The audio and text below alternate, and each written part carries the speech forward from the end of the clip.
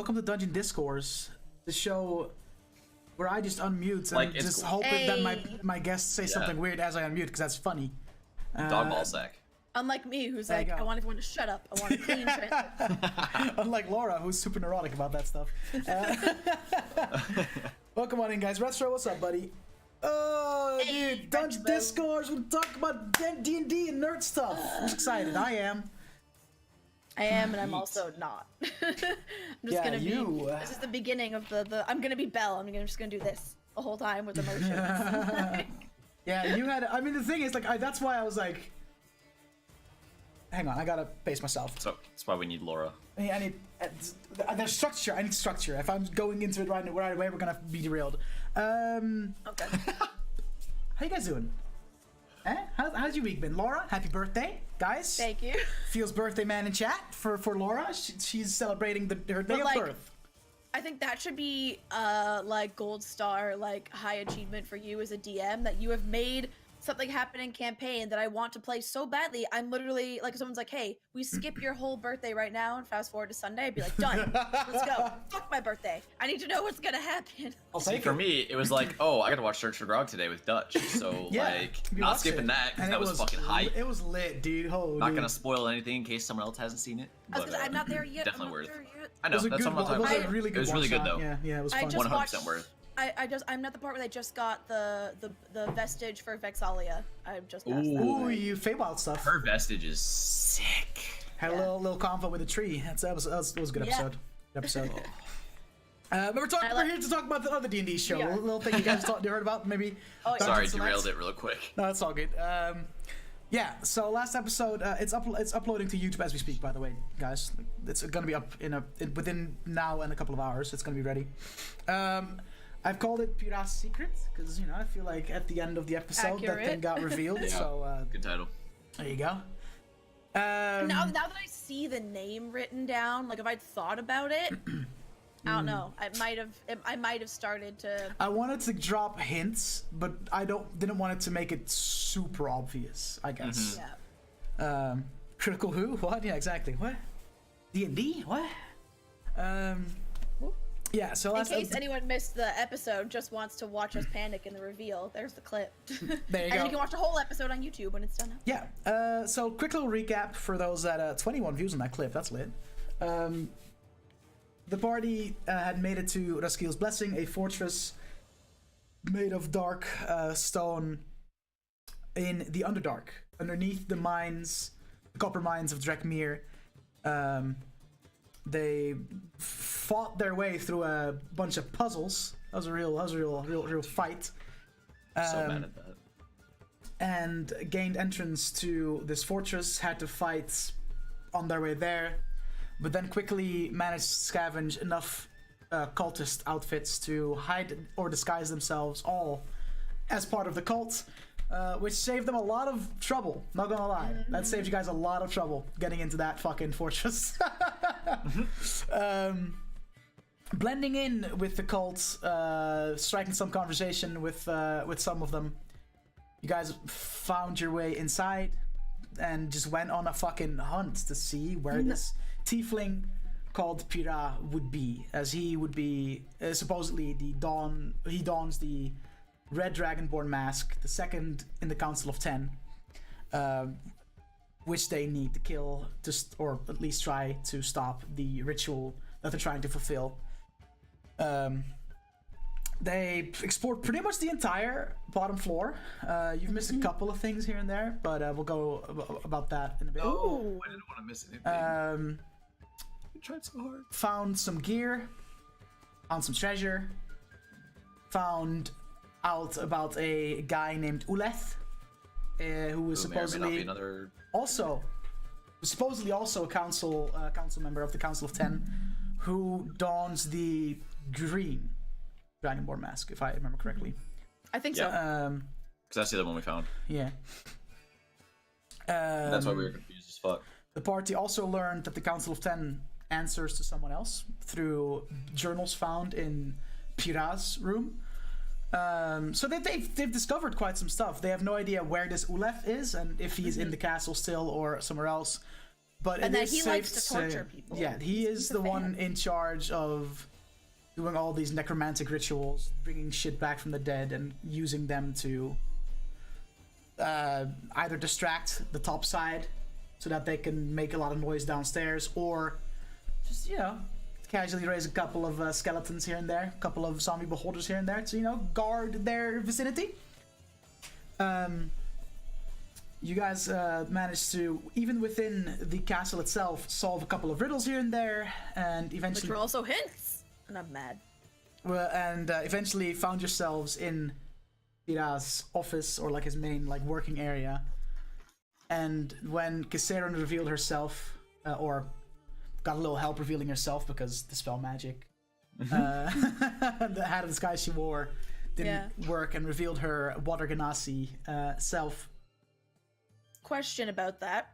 The hat's not permanently dispelled. No, just because of the spell. You have to recast. You're gonna have to recast the spell through the hat.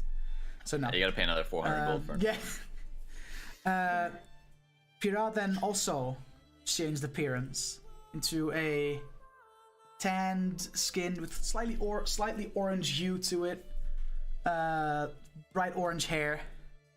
That's where we ended, and that's where we ended. So yeah, I had a thought if you hadn't confirmed afterwards, like you might do say that just to watch us react next episode. It's just a random fire Ganassi. He just happens to have someone who looks like. Can you imagine?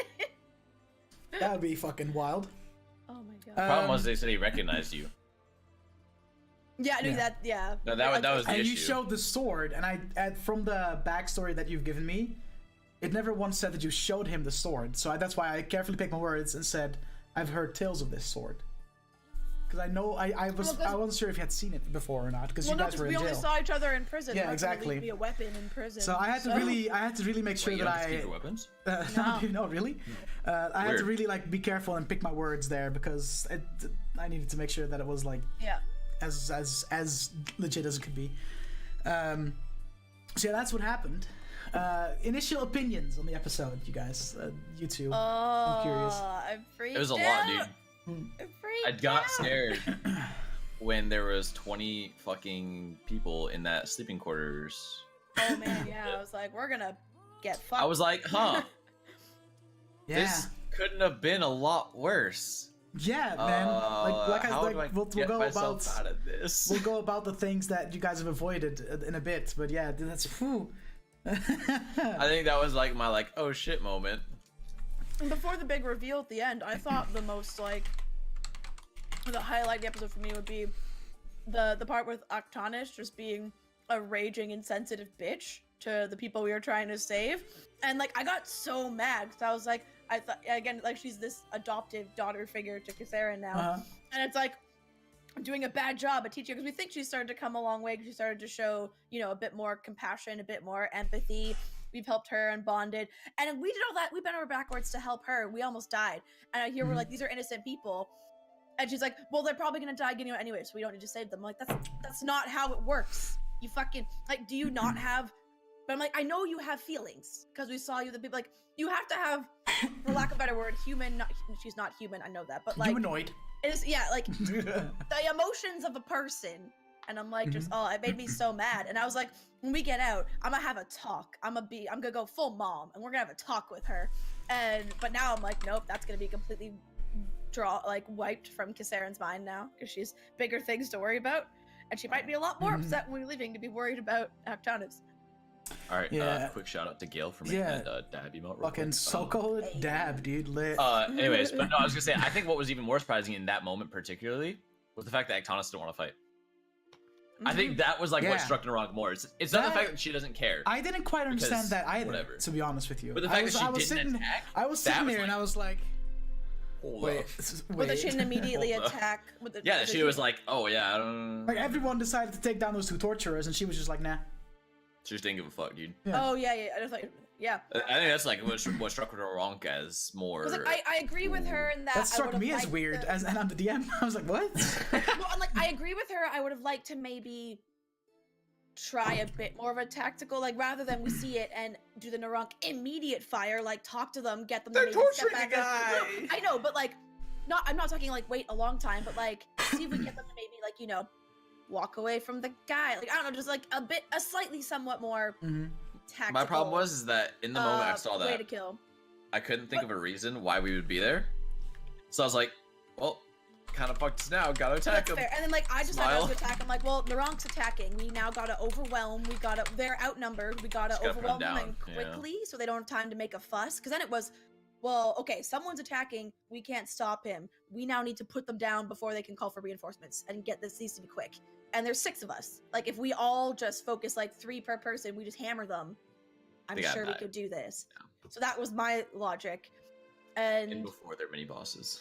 And that's also why I got so mad that she didn't fight. I'm like, you literally suggest murdering innocents all the fucking time. And now here we are, we're like trying to do a good and you're like, nah, you're all idiots, what are you doing? This is stupid. And I'm like, coming from you, let's blow shit up, let's kill people. The thing is, like, I can see, when she explained it a little more, I was like, okay, I guess, kind of, because yeah, they are like 5 unarmed prisoners in the middle, or 6, I guess, if you count the guy without a leg.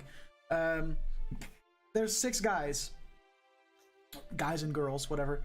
They're all imprisoned. They don't have gear, they don't have nothing, and they're in a fortress filled with undead and fucking cultists. We were 6 people. You know? We were 6 people filled in a fortress. And yeah, but you're an epic fucking adventuring party, dude. But we don't know their history. Maybe they were. I know. Like her assumption is completely baseless to me. Like in the unarmed thing, we're literally in a fortress. They could have found a way, or you pull a Nathan Drake, you pull a LauraK483, you hide around a corner, you wait, the stealth take someone down and take their weapon. Like there's so many options. I just thought it was so.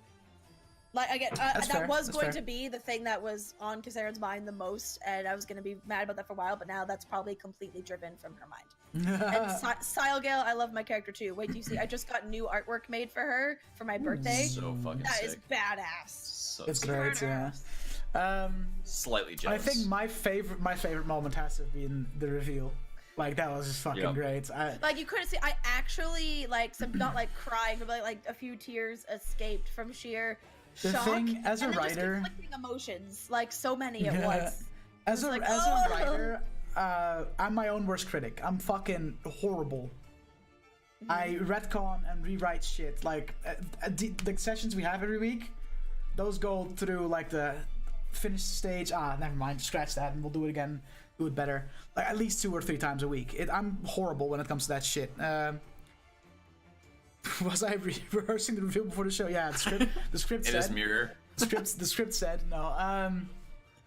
And I was just like, I want to do this right, but then to see that reaction, that's one of the few things that convinces me, as a pessimistic writing cuck that I am, that I actually did something well. Was the fact that you reacted the way you did, because you were emotionally involved. Everyone did. You were emotionally involved enough for this. Rewatching the clip, it was also all 5 of us. Like literally, it wasn't even just me. It was like Belle was the first. Belle was a split second before everyone, and then I was last, which is funny. And then embarrassing, just because before I was like, all right, orange hair, and then I was like, wait a minute, and everyone else like we were all about the same time. But you could see if you look at the eyes, like I was like a half a second behind everyone, but then I was obviously the most upset by it because it's tied to me. But it was cool that everyone got it. And even like Aberan didn't quite get it. Like for Aberan, but Gypsy did. But Gypsy gets it, so that's what makes it good. That's why his reaction was good, and that's what that really made me happy, was the fact that everyone was like, that means A, no one saw it coming. And even though I did hint to it, or to something of this like something like this for a couple of times. Well, the major hint was obviously I went to the fortune teller and their exact words, because I went and rewatched the episode of that and to write it down, so I made sure I recall it correctly. Also, because I want to know if I can use that to get the party to see why maybe we can't immediately attack him. I need to figure out what's going on. Was the man with the fire on his head. He is important to you. He seems to have made friends that aren't the best of crowds. If you manage to find him soon, you might push him on a different path. And if not, I fear this individual, blah, blah, blah. That main thing, if you find him, you can. So someone who is powerful thinks there's a chance for his redemption. And especially it's like, he was my redemption. He's the only reason I'm not still in jail, catatonic, mute, and basically crushed under the weight of my own guilt. So even if I thought he was 1,000% guilty, I would still feel like I owed it to him to hear him out, or to be like, or to give him a chance to explain himself and for his own redemption. He did it to me, now it's my turn. But obviously, there's the emotions involved and the other reasons why. Also, the trump card might be like, hey, because like my whole life changed, even though I never thought it would. And we're like, so all right, even if you think you're doing the right thing, somehow maybe you've become some evil twisted fuck. You have a kid now. Does that change anything about your life? Yeah, the thing is, like, for backstory's sake, it's been 16 years since you last seen him. People like change, dude. Like he could have gone through a world of hell in those 16 years and made him this evil, bitter fuck, or and he's not. You know, like we'll see. He's older than her significantly because he's 44. He's 6 years older than her, so it's also like he's that's even more likely he's had like some sort of changes to happen. So. Yeah, she's that was not going definitely into my it thinking personal he's still highlights. going to be blindly in love with her. Like, she's not dumb enough to be like, oh, it's fine, he loves me, I'll talk to him and we'll talk him down. She's hoping it's still there, because for her it is, but that's because it's not like she's really given a shit about her love life and had time to think about finding anyone anyway, so she just never bothered to even try to move on from him, because it didn't matter. But who knows? Who knows what he's doing. Yeah, there's a couple of things that you know, I tried to have a format in this show, but you'll quickly figure out, chat, that it's all fucking fake. I did, however, write some things down for today though, because okay, like my goal for this episode was to definitely surprise you guys as a, you know, the cast, if you will, and I think safe to say that I succeeded with that. And I wanted to, I don't know, I feel like sending you guys, oh, we found the next baddie, go find them and pew pew kill. If you're gonna have to do that like 9 more times, it's gonna become very repetitive. So I figured, hey, let's just fucking do a little switcheroo, you know? Do a little little, oh, you found them, but it turns out that, oh boy. And the fact that it's going to be a guest, I think, makes it even more so interesting. This because it's not based on what you kind of want it to go. It's based on someone completely different that you're giving it off to decide. I've given them the guidelines, and I've told them this is this character's goal. How he reaches that goal doesn't matter to him, and that I'll give you the creative freedom to play him as you want. I have a question that feel free not to answer, because I don't know. Like, I can say it won't impact my play to being true to her, and since it's being played by a guest and not you, I feel like it's okay to ask this question. Is there, if you didn't have him and you were going to play the character for this thing, is there an outcome that you, as just the DM and storytelling purpose, that you might have liked to see the most? Are you comfortable answering that question, or you don't want to? You could just say yes or no. Without trying to, I mean, yeah, there is an outcome that I would prefer. Yes. Okay. Without trying to pressure you guys into making decisions, I think working together with this individual long term will have a lot of benefits. Both plot wise, and he's a man on the inside. Yeah. Like, Socoler will know that, but Naurranc? Yeah. This guy literally is like, okay, Kiseran knows him, but he's also trying to kill these Dragonborn, and like, Nicole's probably his biggest from a writer's perspective, so working with this guy would be better, because that makes it so that I can bring the character back as well, and can have the guest back in the future. Comes another Gwen, basically. Having someone who is, you know, who has been on the inside for a set amount of time and knows things that you guys don't know, like locations, unbiased, that there's a lot of benefits keeping this guy alive. But you know, at the end of the day, if you guys end up in fucking PvP with this guy, that'd be fucking lit too. It is what it is. Yeah, you know? player combat, like that's. I've given him some stuff. Like I told the players, like, listen, if the chance exists, if you're gonna get into some PvP with this guy, here's some tricks that you can have up your sleeve. Because I definitely, because if you get, bro, if he's gonna 1v6, if Matrim's gonna 1v6 you guys, he needs to have some fucking, or you at least make him like level, I would think, like a couple levels higher. He'd be like level 10 or something at least to balance out. But there's 6 of us. There's some stuff, you know, that he can do he being extreme. Yeah, I think the in way PvP, I see it, like I'm people trying to wouldn't. think too. Immediately, my thought was, who, like, as not just as me, as Kiseran. It's like, all right, who's on my side? Like, who do I need to convince? Basically, who might like swing first and not give me a second to be like, wait. And I'm most worried because like Octanus, even though I was pissed at her, I feel like because we have our weird mother-daughter like thing, and I helped her, and we've had some of our more, like, she knows the most about me of anyone in the party, and she knows about the daughter specifically and everything. So she will follow my lead to some degree. And same with Aberan, because Aberan also feels like we're the more mature in the party. We tend to be all on the same thought path most of the time. So I feel like he'll be similarly aligned. Nakul, I've already decided, is not gonna be on board because he's killing his people. Like, that's I'm pretty fair. sure if you guys have to worry about that, Nakul is gonna be the first one to hit, I think. What's it? Nakul's my biggest, like, my biggest obstacle. Because it's super personal for him as well. Like, yo, he's killing my kind. Fucking exactly. And then, but I'm also really worried. My immediate thought was both for me, because I was angry that I was like, he was there. He was in the building when Ash died. He wasn't there for Ash's like actual death. I know, but we came into the room and there was all the 10. We were freed by Naurranc. They left. So immediately I was angry because I was like, he was there. He could have seen me because I wasn't wearing my How to Disguise when we went in that room. He saw me and never tried to reach out afterward or find me or tell me blah blah blah, which also doesn't make him look the best, you know. It's but then, like I've been working on, like, I've really together with the player taken this guy's backstory that you've given, and I really like, we've gone, because it's 60 years is a long time, and we really have made like a little bit of a thing, like, okay, he's been in jail after Kiseran left. He's been in jail for like X amount more years. Then this happened. No idea how we've long really he was like we've tried to not super in depth. We've globally built up, like, okay, what has he done these past 16 years? How long has he been with the cult? How long was he still in jail? What did he do in between? Yeah. How did he get out of jail? All How that does stuff. he feel about Kiseran during this time? Yeah, and other than Nakul, I'm most worried about Tremaris, because if Tremaris just goes, "You're part of the people that killed Ash, and I'm now Edgelord Warlock." Yeah. Fireball first, ask questions later, and that's what I'm concerned about as well. So they're the two I'm most worried. Naurranc, I don't think she actually has thought about as much. Like, he's obviously not. She's not thinking he's gonna. Be, I feel like Naurranc is able him. to be like, okay, I'm down to hear you out. You know? Well, back, but like.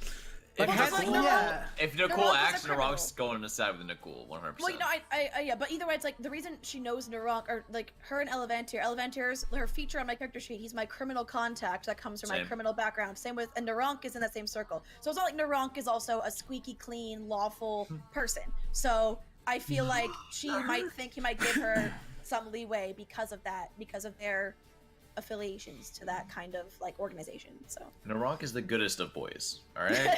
I've never done anything wrong. I mean, the thing is with Naurranc, it is like, sure, he's like the neutral party. He's been with the Order. Sure, he is a thief. Sure, you know, he's a criminal. But I'm not like a real criminal. As far as criminals, he's like a Jack Sparrow, criminals criminal go, with honor. He's alright, you know. He's not like he has some voice of reason, you know. Like he's not. I'm a Han Solo. Like, if you put him, that's why, like, because I used to like fuck you with that, Soko, is that you always play the same character. Because in the beginning, when you made Naurranc, I was like, oh, is this gonna be Sora version 2? Yeah, right. But like Sora is an actual dickhead. Like, he's just fucking rogue, fucking dab. I'm a thief. What's up? But yeah, I feel like Naurranc, even though he is of that profession, isn't that bad of a guy, really. You know. And it also ties in with Soko's backstory, which I'm not gonna like reveal too much about. Is that, you know, like, you got involved with the Order of the Obscure at a really young age, so like it's like had full say it's like the life you know type of thing. Like, you don't know any better, therefore, yeah, you know, we just chilling. You're open to outside perspectives because, like, oh, this is new to you. What? Cough, cough. Money talks. That too. But, you know, like money's money, and you gotta have something to take care of yourself. You know what I mean? So like. If that's what he's doing, making money, then that's what he's going to continue to do because he knows he can do it, right? There's no reason not to. So yeah, it's gonna be fucking Sunday's gonna be interesting. That's all I'm gonna say. Plus, I mean, the thing is, you'll have that fucking confrontation, and then there's also the thing of, A, Uleth. where the fuck is this Uleth guy? And B, how the fuck are we gonna fucking get out of here? Sure, again, someone might know a little bit about this guy. Yeah. So, again, this person Also, could be a very valuable asset if kept alive. like, low-key, so Eberron broke that lever. We kind of freaked out a little bit. I don't think in-game he told us he has mending. He mended. did. He tried to mend the rope. Remember? And I was like, "What the Yeah, he fuck did are you it in trying?" front of us. Remember, he did that Yeah, whole thing. in So the we fucking can prison mention cell. it. We know that's his plan. So yeah, That's right. but I was saying that definitely could have been like sketch. yeah, the thing. Let's go. Koiba, you better don't in even the go. decision, I love Koiba. the decision of making. Kill you. We checked it back. I've been sitting on this plan since November last year.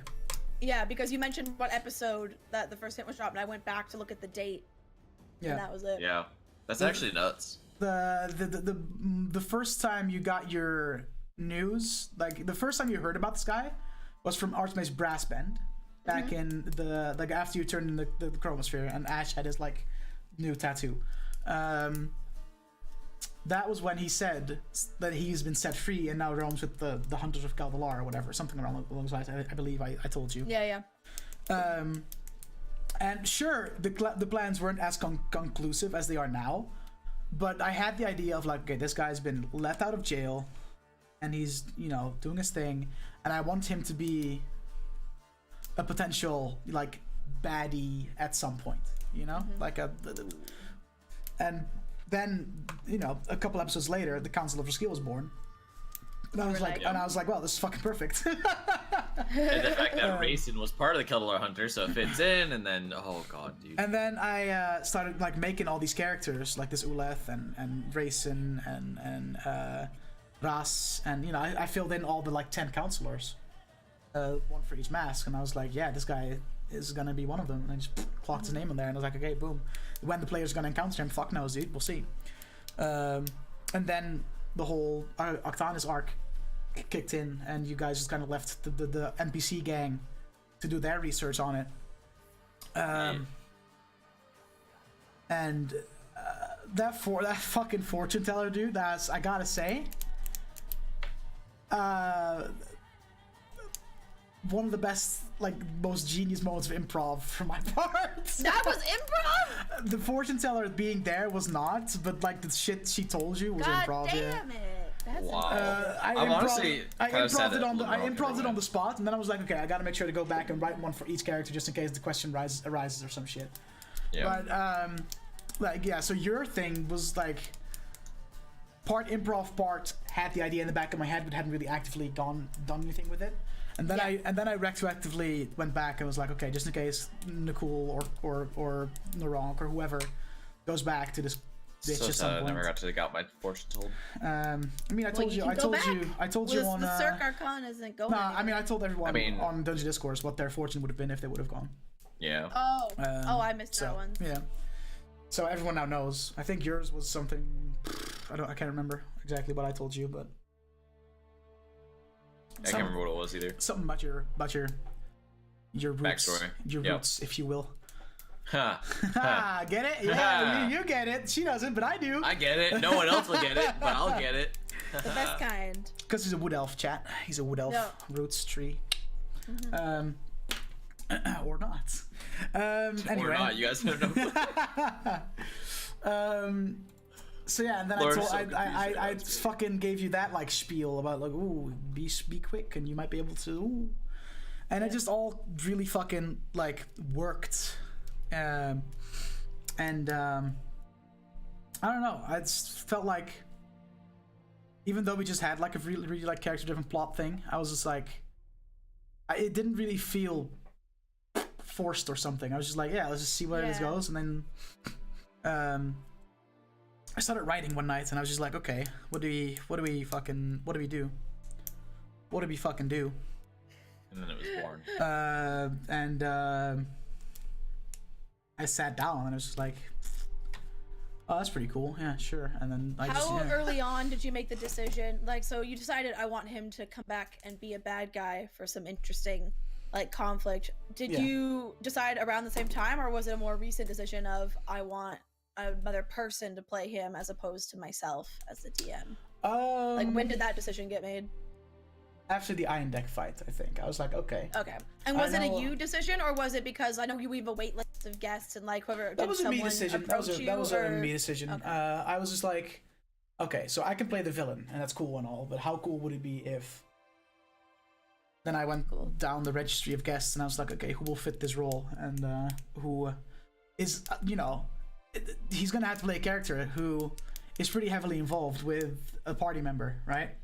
Yeah. Like, who's comfortable doing that? That's what I mean, because I was like, even if who's available. Yeah, who's available? Yeah. Yeah, because also I was like, even if Matrim doesn't have feelings, like his feelings for Kiseran have faded, hers are still very much there, and they're all going to come rushing back. So this person has to be comfortable with, like, who knows me, I might get very, very, like, personal and very deep and very emotional on them, and not everyone might be up for that, especially because we have a lot of people who have expressed interest in Dungeon Select that are like more new to D&D. That's why they wanted to guest rather than be a player. At first, with that guest list, I was like, we'll just go in order, like first come, first serve. But now that we're doing this, I was just like, I'd rather just go down the guest list and feel like, okay, I have a character. Who do I think fits that role? And then I'll hit them up and be like, okay, I have this character. He's this and that, or she's this and that, and that's kind of what they do, and this is gonna be how they come in. Are you down to play that? Instead of being like, oh, Natty's on top of the list. Well, Natty gets to play this guy, for instance. I was like, I'd rather write the character, write the character, and then be like, okay, this is the character. Who on the list fits the bill? Who is down to play this character? So, yeah, like that's also why.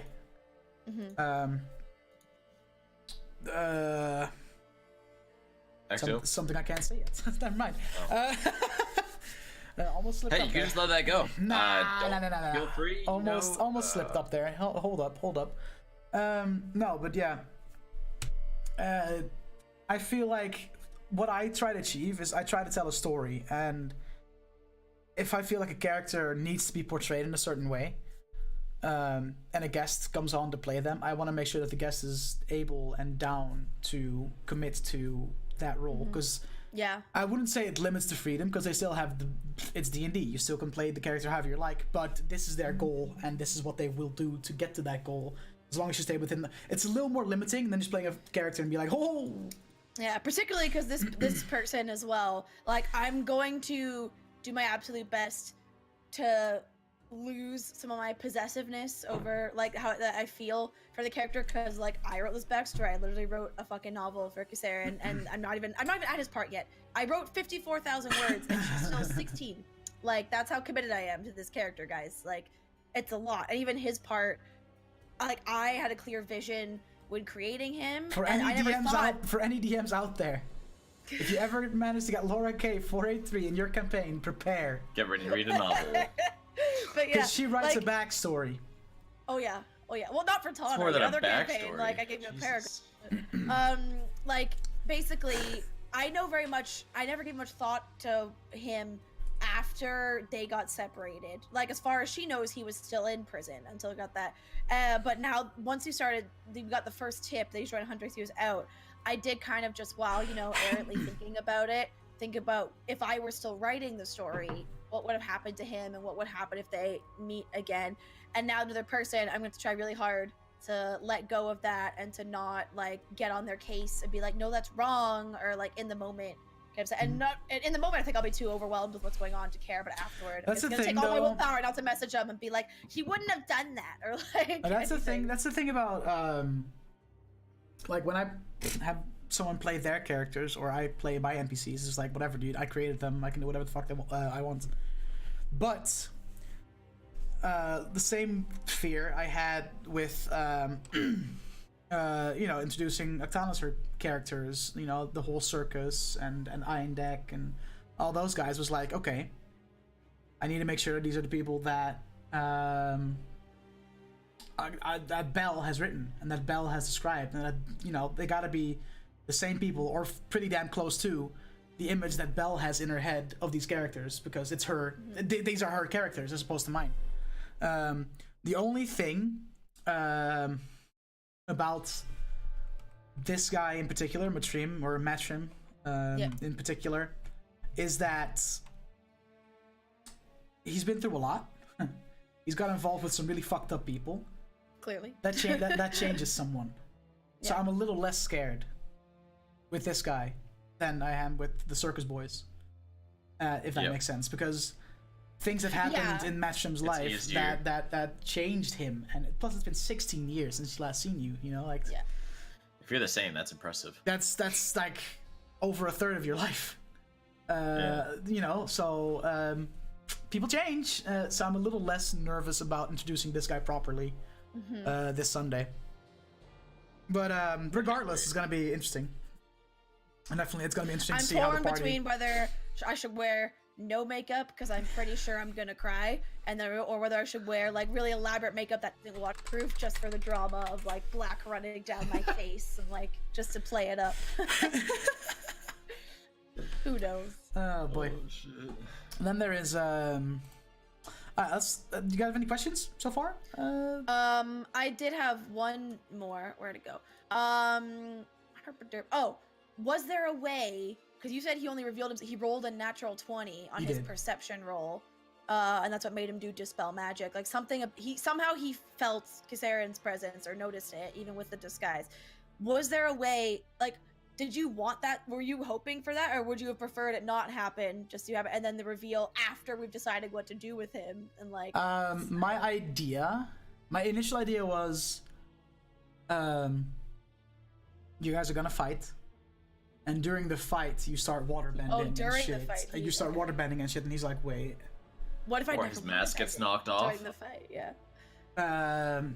I had the idea of... well, I either would have waterbended or used her sword. Yeah, or like there would be something that would be like, wait, that would have been so much worse. I was just saying, like, that was the initial idea I had, and then I rolled because you started. I don't know. You started talking, and then you stepped up, and then I just rolled just a general perception check to see like, okay, what does he hear? What does he see? Because the head of disguise does not change your voice. Yep. Oh! That's why I was changing my voice personally, because I was like, okay, I need to show that I'm trying to change him rolling a nat 20 on perception was like, hey, I recognize that voice. Wait a minute. Well, it would be the only voice he heard for 6 years. So like there you go. Because head of disguise does not change your voice. It changes your appearance, but not your voice. So you still sounded like, because you didn't put up like a, I'm a tiefling. Didn't even twig that. Yeah. Disguise self recognize the voice. Change your voice, does it? I don't think so. No, it just changes appearance. Just looks. Because he was using something to disguise himself as well, because he looked like a red tiefling. Yeah, he was just using disguise self. Yeah, okay. Because, I was just wondering which spell it was. Like, so why he does that is will be revealed maybe sometime soon. So I'm not going it's one of the first things if we don't kill it, it'll be revealed. Well, you better believe it's one of the first things I'm gonna be like, what the fuck is this for? Because that also is a thing. Like, I'm trying to weigh, okay, from what I've so far. What is like a mark against him? Like, what makes him look guilty? Like, you know, he is enjoying and an active member of this whole dragon cult shit, or what makes it like, what works in his favor? Like, what makes me hope that he's like, again, a double agent and trying to infiltrate and doesn't actually want to do any of this? And that's one of them. So he has a disguise, because if he was invested in it, he would probably just walk around as him. Because also, she hasn't heard of, like, I'm on wanted posters. I escaped from prison. I was not let out. I don't know whether he escaped or was released, but I haven't heard of him. I haven't seen posters for him as well. And Ganassi are rare enough in the Expanse that it would probably be likely that if he escaped, they would do the same thing. So Ganassi as a race aren't that rare, but or like, I guess not so much fire because it's a desert, so like he's a lot more comfortable with exactly, like desert-wise fire Ganassi, you would see more fire Ganassi in the city of Kalzir, for example, than water Ganassi, because water Ganassi just have a really bad time in the desert. But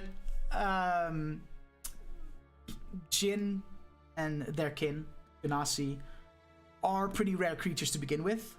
Kind of like Draenor. Well, that's part of what bonded them, aside from you're the only two locked in this prison cell, have fun. Because I knew about my Ganassi upbringing, or my heritage, because my father was not a born Ganassi. It was forced through a magical change in the Cataclysm.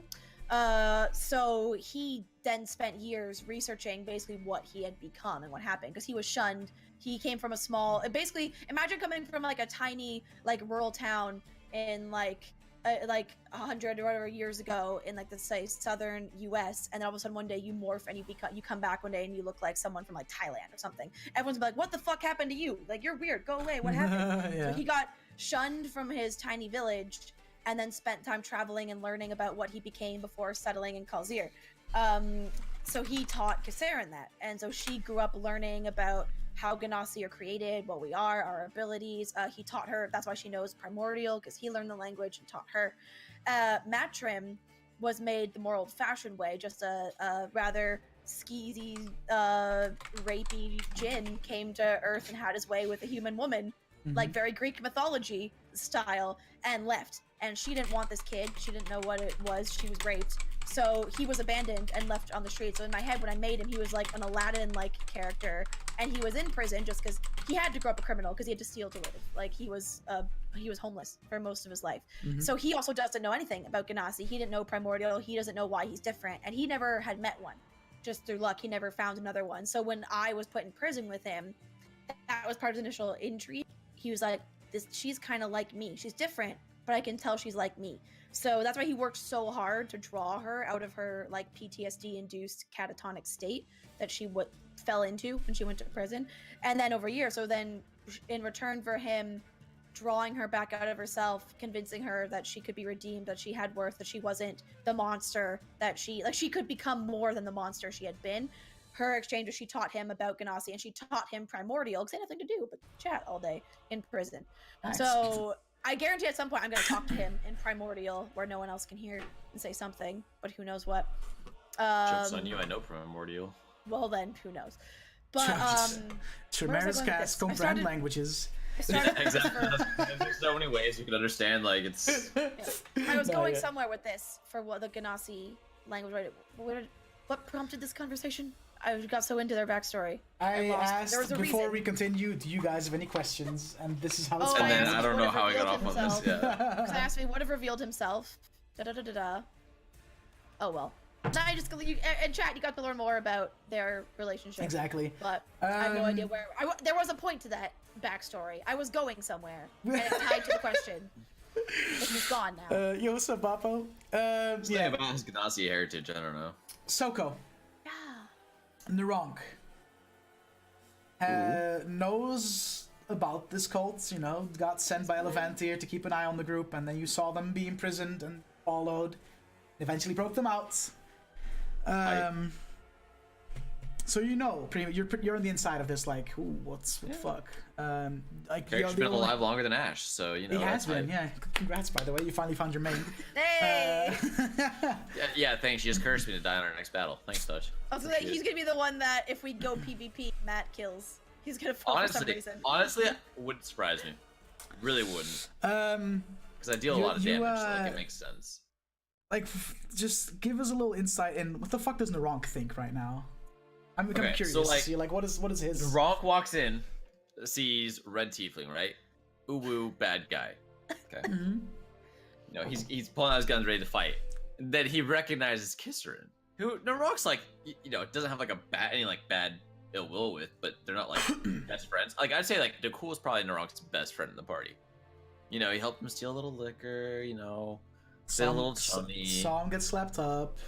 Yeah, he assumes that Nakul was probably the one that carried him to his room when he got a little drunk, you know. Aww. So, like, you know, Naurranc's pretty chill with Nakul, but like, I think at this point, it's one, is Matrim gonna, if he acts any aggressively at all, Naurranc's just fucking going. No questions asked, doesn't matter. If he's aggressive in any way. If he shoots first. Two, if any of the party attacks, he's going with them. Like, regardless of who it is. But he's also not going to help support the guy if Nakul's doesn't support him either. Interesting. Okay. Like, I think he would take Nakul's opinion of the matter over Kiseran's. That's fair. In this case. Just because of the relationships they built. What class do you guys think Matrim is? Well, like I said, I don't know what changes have happened to him since. But if I had to pick when I wrote him, he'd be a rogue because he was a thief. He was in prison for stealing. Any archetypes? It was just I have not thought archetype. Like it could be Arcane Trickster. I was like, he could go that because he's a Ganassi. So I have water magic. I don't know what fire Ganassi get. I didn't look into it because I wanted her to be water specifically, and I didn't read the fire thing. But I'm assuming he has some sort of magic like myself. He didn't know any when we went to prison, and I was forbidden to use. Like I was told that if I used my water magic in prison and was seen to, I'd be shot on sight and killed. So she never did anything in prison. So even if he could do magic, she had no idea. And she always knew her magic is stronger than most Ganassi because her father was forced into being one. There was so much latent planal energy and like magic left in him that passed on to her. That's why she also had her rare ability to completely turn into water that she can't always control. So she also assumes if he was born the old-fashioned way, he's probably he's a lot more human than she is. So she didn't know or assume he'd have strong magic, but that could lean itself to Arcane Trickster, depending on how much is in him. I don't know. Interesting. So out of game meta me 100% thinks it's either like some Arcane Trickster because it makes sense with the magic he's using. This guy self, take yeah, that. we have seen him I also. believe he could take that. I'm not 100%. I don't remember the exact spells like it takes. I haven't chosen my spells for like a couple levels now in the other campaign, so it's been a while. I can't remember if it's a wizard spell or not. But he could also be potentially an Eldritch Knight. That would kind of fit, what he's doing. Because obviously it has some kind of magic. Yeah, Eldritch Knights are basically fighters who can cast spells, yeah. Or every so often I kick myself for not doing that when I like some class. I'm like, would have made you a little more useful in range battles. It would have made me useful, but I had to think being true to her. Yeah. I don't know. Also, I think he could potentially be some combination of a warlock or something. Because to break out of prison, he might have made a pact with whatever old one or god or whatever he chose as his patron to gain ethereal powers and use them. So there's definitely a few different ways it could go. Maybe even like a wizard of some kind. But I still feel like I can't, and again, I'm not gonna be surprised or like upset if it's not. But I can't, just because I wrote him, I can't see him as anything other than a rogue. Also, because the character he's based off of, again, is from a book series called Wheel of Time. The character in Wheel of Time is Matrim Cawthon, and this guy's Matrim Nabir. I didn't try very hard to change his name. And Nabir, his last name Nabir means fire in a language from Wheel of Time. Like it's really not that far. And the first word to describe his personality type on his wiki is roguish, which is a funny coincidence because Matrim in that book series he hates authority figures, he hates ability, he's very much those people have more money than sense, but he gets thrust into a position of like power and becomes a very important character, and he very much is immature and like tries to run from any responsibility he's ever been given until he goes up and goes, well, you know what, this has been thrust on me, I have to do this, I'm not gonna like it, but I'm gonna do it. And that's basically how he approaches his whole life. And he's also incredibly charming and incredibly lucky, and the person who just gets away with, like, if I said the type of comments I'd be called an asshole, but he just has this charm to him that he can say things other people can't, and it's okay. Maybe he has the lucky feet. Yeah, so I just see him in my head as a rogue. I don't know much about I don't know subclass or like archetype, whatever the word is. If he's a rogue, he's probably an Arcane Trickster. That's the only magic using. Well, I think that's the only magic using. So I don't think Mastermind or any of them get spells, as far as I know. But I haven't looked in those archetypes much. We'll see. I know Dutch is gonna say anything because he doesn't want to. Yeah, no, we'll find out. I love theory crafting that kind of shit. Yeah, that's why the show exists, dude. So I know, dude. Like this is like the perfect thing. All right, we're gonna get to what did you guys miss / what could have gone differently. Oh yes. You missed. Okay. What did you guys miss / what did I change on the spot because of time? When you got grabbed by that door, that mimic door that like bit down on you, that was supposed to be a mimic fight at that point, but because I was like, I don't want to like have another hour of combat before we go to the reveal and the episode, let's just fucking try and that's why I haphazardly put that arm wrestle puzzle in to see if it just kind of derailed to. Wait, but I thought you were playing on the arm wrestle puzzle. Yeah, but not in that location. Where was that supposed to be? Oh, was That was supposed to be somewhere down for next episode. Something that I think you'll visit next Oh, episode. okay. I was gonna say because I know you mentioned that to me. Yeah, I mentioned that puzzle because I saw. I was wasn't looking for. gonna ever do it, I was so it was doing like a cool inspiration thing to for know, pretty puzzles, and I saw. I read about this and I was like, wait, that's pretty sick, and especially because we do arm wrestling all the fucking time. That'd all be the so time. funny. Yeah. So no, I just plucked that from like what was gonna be in this Sunday's episode, and just kind of to kind of hurry shit up, I guess. So that was supposed to be a mimic fight. There would be the door would be mimic, the chest inside would be a mimic, the table inside would be a mimic. Everything would be mimics. The entire room would be just decked out with mimics.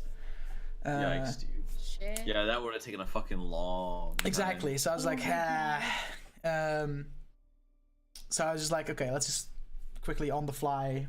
Such a great DM thing. That puzzle inside, of which two can never be together. Sucked that out of my thumb on the spot, like. What? And it was even a hint, and it was fucking hell. That was pretty easy That's riddle. So I was like, well, I would say it was easy, but yeah. It's pretty like as far as riddles go. Yeah. I was just like, okay. The number one was fun. Because everyone was like freaking out. Yeah. Especially when you didn't tell us that fifth part. Like, I was like, wait.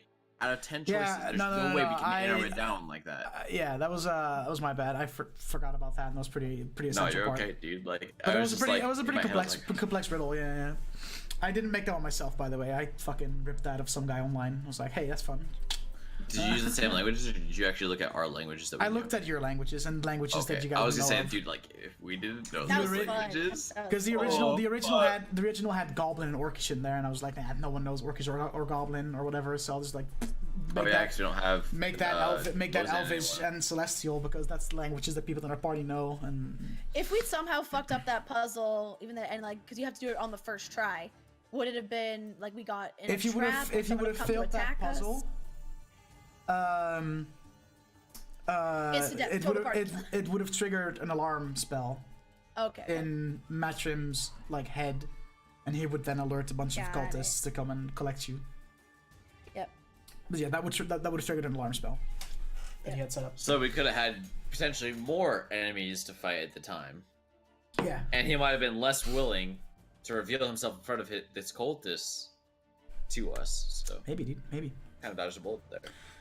So yeah, you guys, failing that riddle, because it said, try it once, or don't try at all, because you only have one chance. The whole thing about these riddles is because I've written Matchim to be a fan of riddles. Because it's an easy thing to like amuse yourself with if you spend extended amounts of time alone, i.e. in prison. I've written that he became fond of puzzles and riddles and all that shit. So that's why which wouldn't surprise me. His part of Thruskill's Blessing has a lot of riddles and stuff. And he was responsible for helping set up the 10 riddle thing to even get there and whatever. So yeah, you missed some stuff in Ulat's room. Oh. Which I'm definitely going to... Ulat's room. Wipe away so we can't go get it, yeah. Yes. What did we miss? Tell me what kind of loot I missed. I'm bad. And you missed something in Pyraah's room as well that would have also hinted towards... who he actually was, yeah. Honestly, I don't really care about that kind of stuff. Okay, dude. I mean, like, I do, in Ulat's room, you missed, on the desk, there was, or like, not on the desk, under the desk, so not the drawers, but like like literally under the desk. Yeah. Like under this desk space area, was a little piece of paper that was Ulat's initiation into the council, and it would have revealed his race, class, what he's good at, what he's not good at. Would have revealed a lot of things about him. Oh, that would have been so nice to know. That you could have easily taken. When you're allowed to metagame in game.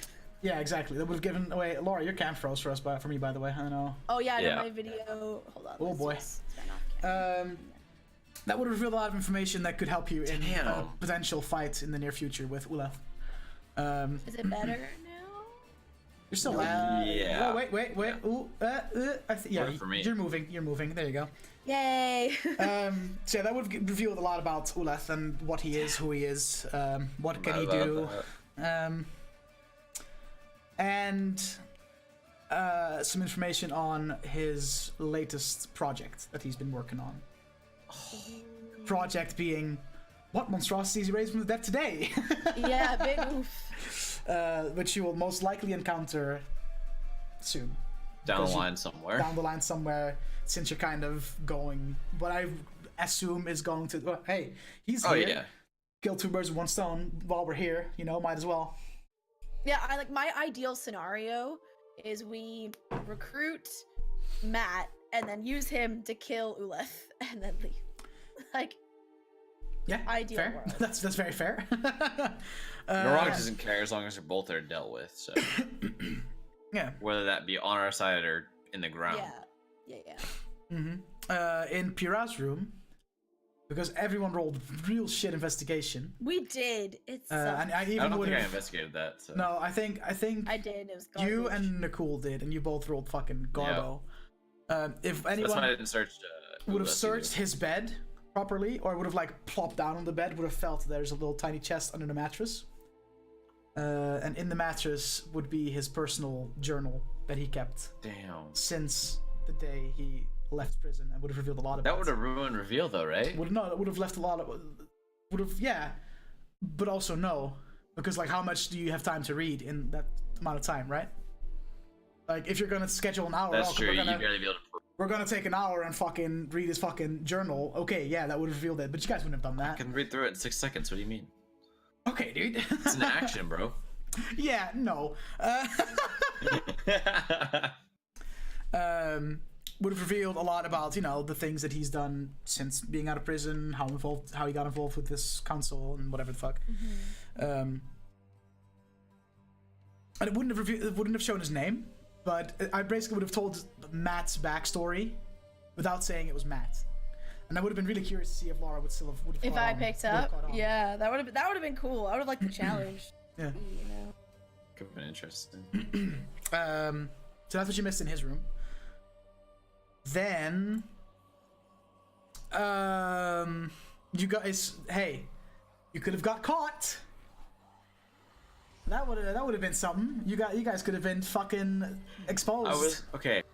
What was the DC on that roll that I had to roll for that persuasion or deception check? In that, which one?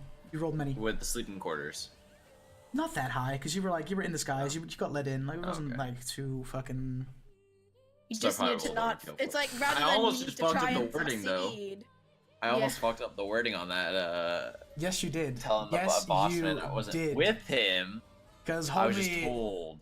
Not everyone gets an audience with. Yeah, I know. That's why I was like, unless. We're not important enough for that. You really aren't. No. Yeah. Yeah. So you could have gotten caught. You could have ended up in those empty cells in the prison.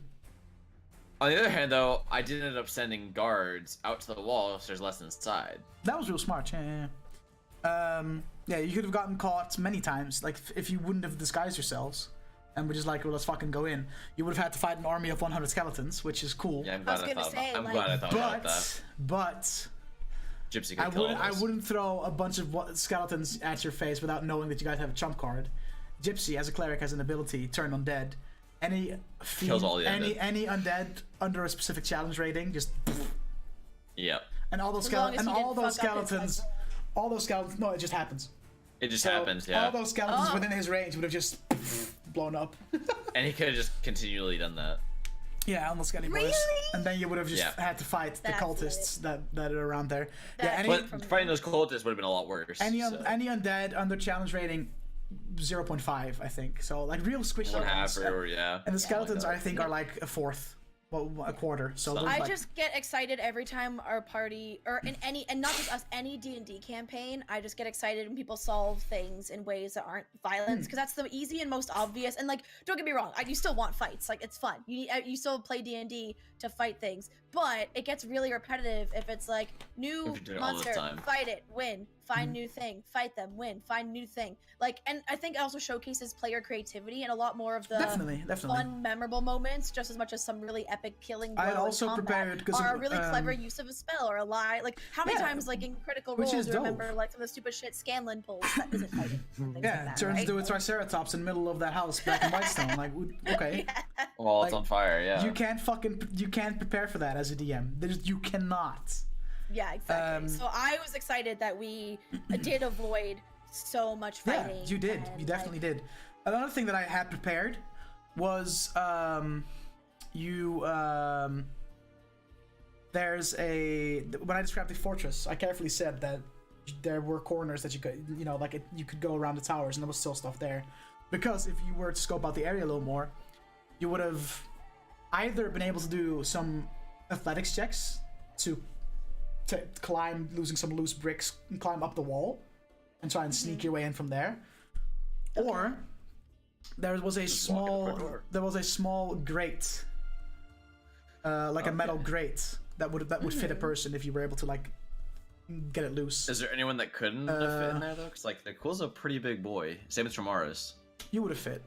I would have said, because you can fit through spaces which are like a size smaller than One you, size right? smaller. Yeah, so you would have fit. Because So as long as it's a medium space. yeah, you guys on paper, you guys are all the same size, rule wise. Mm?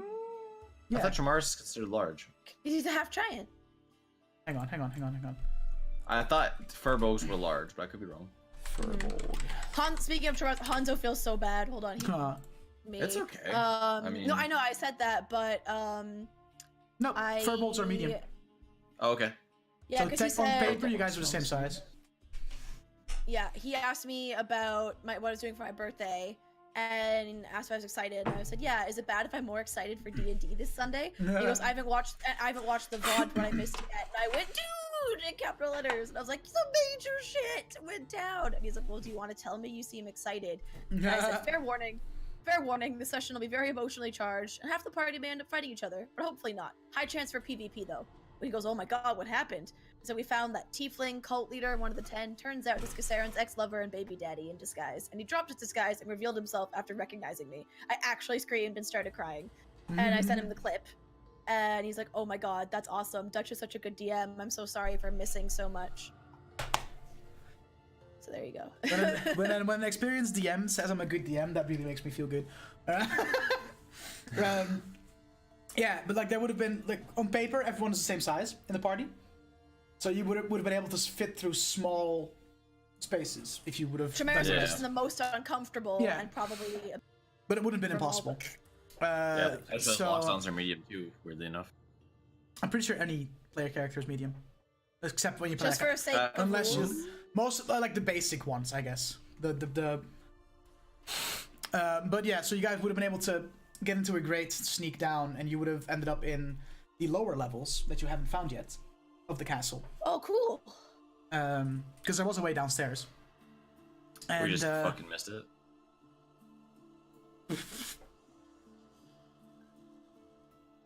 I don't know, man. You would have basically, the way it kind of is that Pyraah has the upper side of the castle, and Ulaf has And the then lower side. Ulaf has the downstairs, like Yeah. a necromancer would be, little bitch. Yeah, you would have ended up Little in bitch. on his section of the castle. You would have probably found him before you would have found Pyraah. That could be interesting. Logically, That unless could you, have been a lot different. if we yeah, did it that. could have been a lot different, dude. But yeah, that was the thing. Hell, that I and also we had prepared. those fucking prisoners that we armed. Those prisoners. Yeah. I had prepared a couple of prisoners, but I never would have thought that you would like go so in depth with them. Give armor and get them weapons. Like those and... 5 prisoners, those 2 Yeah. half elves, the drow, and the 2 humans. and their names and So their happy story. about that. I had to all improvise on the spot, like. Fuck. And then you started fucking asking like, "Oh, what did you do when you got captain?" I was like, "Motherfucker, you bitch." You're like, Laura, stop. So yeah, that was fun. I think I did it right though. But No, you did Part great. of me wanted to know. So again, before when I thought I was gonna have this very stern chat with Octanus, I could be like, again, you're making assumptions. Like they can't escape. I'm like, for all we know, they're like battle heroes, and they're actually fucking beasts. Like they could be. Yeah, best those team. those What if they're all half- level 20, and fighters. yeah, those half elves like- were like basically the Vex and Vex? border patrol from But between yeah, Sedalia because and also Border I was Patrol. gonna say, Yeah. like the reason Kiseran was also then so intent on no, we can arm them, we'll help them, because basically her whole thing, the driving forces at any given time, the dominant factors engaging all her decisions are. Does this lead her to her daughter is the biggest one. The next one, does this make the world a safer place for my daughter? Because even if I ever find her, I can kill people that might hurt her. And then the third one is, does this help redeem me? Basically, like imagine if there was like a scale, and for everyone I kill, like all the bad things I've done, it's weighted like this. So when I die, I'm like going to hell. You know, I'm trying to now do enough good to bring it back and to bounce again to clear my soul and You're gonna my have to conscience. do a lot of good. Holy I shit! know. Oh, I know. I have my work cut out. Because you're like there. No, I'm down here. I'm Naurranc's like subterranean. up here. Yeah. Okay, dude. Yeah, so that's why like I was like, these are people I can help. And also then when I find my daughter, look, I'm doing good. I have like, and I have witnesses, people, because when I find, it's not just finding her. When I find her, I need to convince her, hey, your mom is not a psychotic killer who is a bloodthirsty monster like a lot of the world thinks her to be. I swear to God, because I can't imagine having that weight if I found out. Like, I'm adopted, my birth parents are both like criminals. Like, hello. And that's the thing that's gonna come out. I'm definitely gonna say to Matt, if it goes the way of PvP, or if it goes like I'm getting the sense that he is gone down a far darker path than I think I can pull him back from. It would be, I'm gonna be like, and then tell him about our daughter. Like, she already has to live with the weight that one of her parents was a monster. Don't make that true of both of them, or something like that. And try. You have a guilt pretty him significant little trump card. That's for sure. Yeah. Because he doesn't know that you guys have a kid. So. bit. Yeah, he has no You know idea. what would be great is if we never found Laura's daughter till like, you know, we're level like 19, 20 at this point. Mm-hmm. The end big bad is her daughter. I'm like, after this now, I'm like, Dutch could do it twice for all I know. Like, fuck, dude. Maybe she went, I'm the parent, I'm the child of two criminals. You know how Fuck it, I'm fucking destined great to that be would the next be? super villain. Like, who knows, right? Like, Kamikaze, yes. She is risky. But that entire thing in the prison cell, I hadn't prepared. I would have never like I knew there are prisoners there. You could, if you would have been gotten caught at some point, you would have like maybe had some like minor interaction with them. yeah. But I would have never in 1,000 years thought that you would just like attack those two people, torturing. Straight up. Yeah, just fucking kill them. But so Yeah, you looked surprised when I said that. yeah, because I was like, what the fuck? Well, not only is he surprised, was everyone attacked first, except the one person we usually think goes That hit first, too. ask questions later. Fucking Octanus goes, no, don't attack. And we're all like, are you okay? Do you have a fever? You sick? I definitely made sure though not to use my guns because like if I use my guns, Oh yeah, we're fucked. noise. Like instantly Noise, we're done. Loud, yeah. Speaking of that, like also fighting things. You mentioned it, Soko. We had a chat earlier. Cause like the other dude, you know, this like plot twist hit us. We stayed in the Dungeon Select call for like hours. Very much. We popped back in. We were We'd talking always about do it. that, Like yeah. we were emotional. We were like freaking out. And I came back in hours later, and Soko and Koibo were still in that call. We were just talking, trying not to like not to metagame and trying not to like pre-plan, but just talking about stuff. And Soko's like, guys, we're in a small room, like what? His like bedroom or some shit. We're in a small room. If he has like AoE You're in a attack, pretty good room, big room. It's like his office area. It's Oh, pretty The yeah, big. It's pretty AoE big. packs Oh, are like either we're like still we're even in an though like enclosed AoE, that's space. still like huge right now. If he like just launches a fireball randomly, that's gonna hit Yeah, like, all we're of us fucked. instantly. Like, 'cause we have no idea what he has up his sleeve, right? Like, Yeah. I mean, dude. the fire ganassi, fire spells would make sense. Yeah. At least Yeah, in Naurranc's no, head, like for all he knows, dude, fucking everyone can throw fireballs. You're in a pretty big area. It's like his work area. So it's a pretty big room. It's one of the biggest rooms you've encountered so far. Okay, I was thinking like more like small study, like kind of a thing, and I was like, dude, No, it's AoE pretty spell after AoE spell just hitting all of us would be like. It's pretty big. It has like it's I couldn't really describe. I didn't really describe it a lot because of like. Because you're just trying to get it done. Yeah. No, not really. The conversation like immediately happened, so like it can be like, oh, pause. Yeah, that's true. By the way, around you see like there wasn't really time for that. But yeah, it has like it's pretty like it's very luxurious, very like a lot of like trinkets and all that, paintings on the walls and like he's not gonna. It's definitely size-wise. Imagine like, fuck man, just like what I have in my head. I don't really have like a size pinpoint on it, but or not yet. As long as you know by Sunday, because I'll be asking. Just letting you know. No, it's like 100%. It's like fuck, dude. What are feet? Just give me it in meters and I'll transfer it. It's literally just ×3. Really? I mean, not quite. Really? It's like a meter is technically just roughly. a little more than 3 feet, but it's roughly 3 feet. No, it's like your average fucking Basketball court? yeah, it's fucking his room. Actually, you know what, dude? Like, About? Basketball, like just the pitch. Yeah, like just like the court, yeah. Yeah, that's pretty. Yeah, maybe a little wider, maybe a little wider, but yeah, that's Okay, yeah. I had the intent. I had the thing in my head for like half the size. That's why I was like, we're fucked, man. And that was the thing too. Also, the people like Naurranc, I'm like, do you even have range? Like, are you just me attacking at disadvantage all the time with your shit? What do you mean? I have no disadvantage on any kind of attack. I'd say like lengthwise, yeah, like depthwise, about, but like, it's only a little wider. It's a little wider. I have feet. Oh, you have feet. I was like, My feet covers anything close range. Yeah, he doesn't and get then any I'm gonna negative. get sharpshooter eventually, which is gonna make it so I can shoot at any long range. So I can literally take a 3-mile shot, and as long as I can see the target, I can hit him. Yeah. Fuck, dude. The thing is, like, yeah, because his feet that he has now makes it so that he doesn't have the. He can shoot his gun point blank range and be fine. Yeah. Like no minimum range anymore. I bought it so I could actually use the bad news a bit more.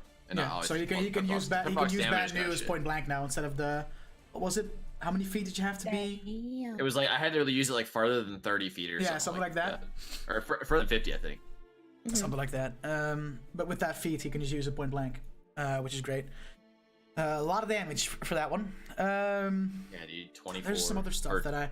Yeah, so like those prisoners, like I've had to improv my ass off, but I feel like I did okay. Yeah, no, you did great. No, and now, hey, maybe some of them survive on their attempted escape at some point, and maybe they'll come back into play at some point. Maybe they'll come back as a character, yeah.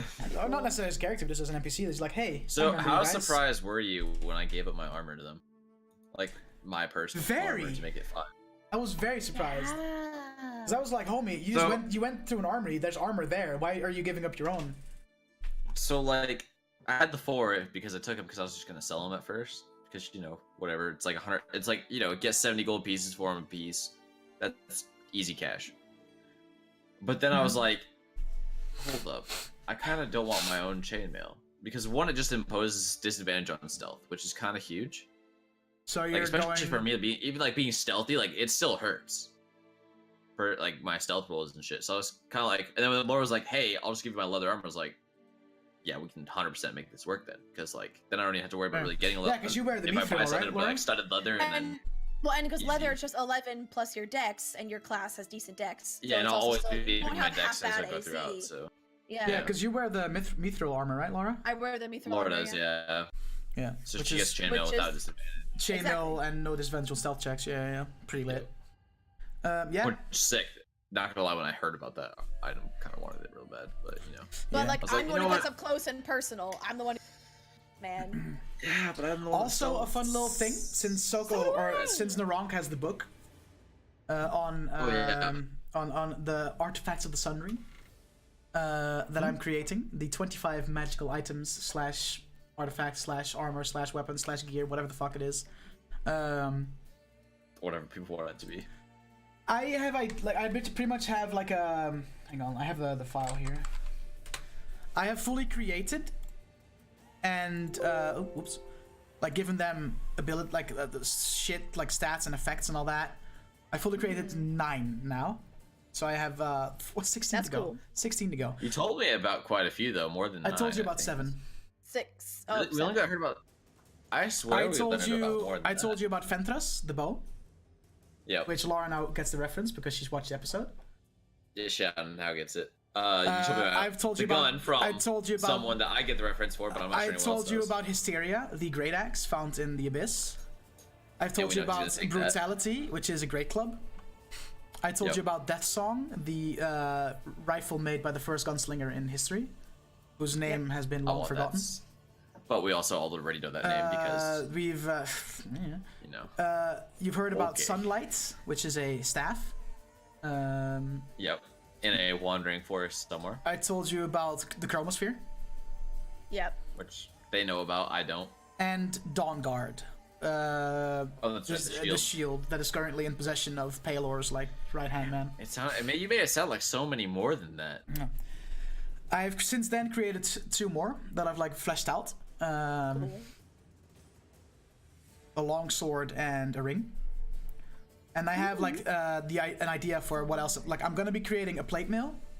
I'm gonna be creating, instead of boots, a cloak, like a crown/circlet type thing, a flail, a crossbow, a helmet, bracers, gloves, a bracelet, a belt, leather armor, a dagger or a set of daggers, a robe, another ring, and a mace. And then I'll have 25 That's one artifacts. thing. It's definitely weird not using daggers. Yeah, because you play the same fucking character every campaign. It's just because those are like the best dex weapons. Like, unless you're gonna like dual wield scimitars. You know what I mean? Like, dual get a really scimitars cool lit. staff. Staffs are straight though. But yeah, like the fucking shit.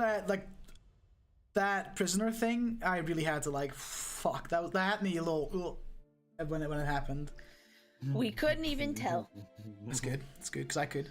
It's like, yeah, about that. Oh, I have a question for you.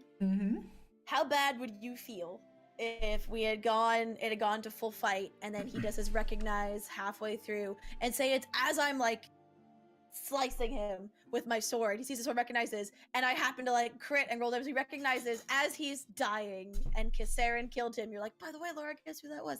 Like, no, I wouldn't have had to tell you. Death cancels all magical effects. So, you killing him, he would have seen him transform into Matt. I would have lost my shit. Or Dutch could have even just changed which one Matt was. No, like he could have changed. Once it's determined, it's been determined. I don't like. I know. I'm just saying you could. Sure, but I mean, even then, it'd make your life even more complicated. No, but how cool would that be of a moment? That's true. Yeah, you end up killing him, and later I'd be like, "That was great," but like in the moment, I would have been so upset. That just goes to show that how many ways an interaction can go. Like, you could have easily.